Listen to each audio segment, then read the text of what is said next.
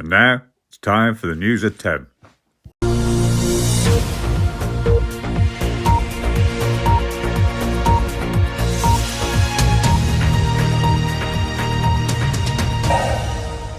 Good evening everybody and welcome to the Yorkshire News at 10. This segment will be hard for some to hear, so if you have no burning questions regarding the appropriately named Yorkshire Ripper, feel free to switch off.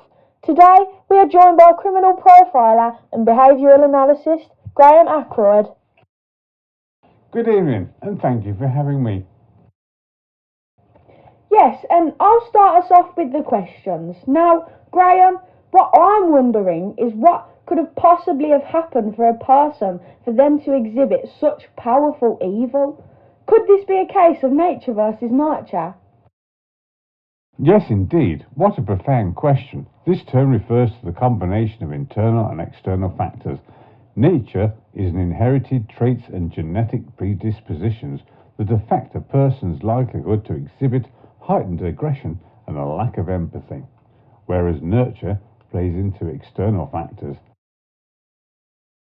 Many killers experience abusive and neglectful childhoods. Experiencing violence at such a young age could desensitize them to death. How a child is raised and the culture they might be raised in play a great part. Overall, my professional opinion is that it is never just the one cause on its own.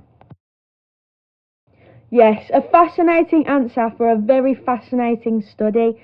Now, Graham, it looks like we have our first caller with a question. Hello? Hello, it's Tracy. My question isn't really a question. I'm more after advice, really. Since Wilma, you know, the first one, I've thought a way about my daughter. Did your daughter have a shock reaction to Wilma's death? Did it impact her? Well, not at all, really. That's not what I'm worried about. How do I explain it? She's the exact same, and that's the problem. I don't think she understands. I don't think anyone understands. Is no one feeling what I'm feeling? Scared? Tracy, I understand you and many others are frustrated. However, this line is for questions only. I'm happy to offer advice if this could lead to a question others could possibly have.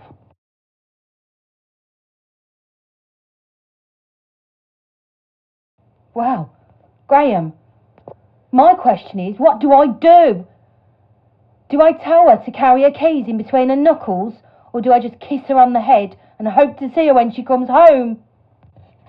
If she comes home, how scared should I be? Is what I'm really asking you, Graham. As a parent, I understand guiding your children through these unimaginable events is hard. However, one thing you can do is to be strong for them. Your daughter is probably already scared enough. Tracy represents the voice of all of us parents out there, but what we mustn't forget is that at the moment he has a victim type. Now, let's move on to our last question before the break.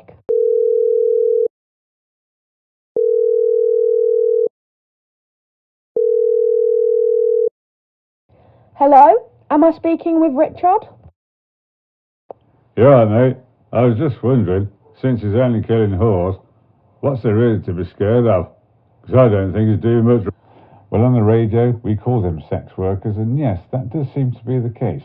But the message we are trying to convey is that of the utmost importance to remember there are still innocent women whose lives are being taken in the most horrific and brutal ways. Yes, well, on that note, don't hesitate if you have any information, and please call the 24-hour Ripper hotline at 0800 9797.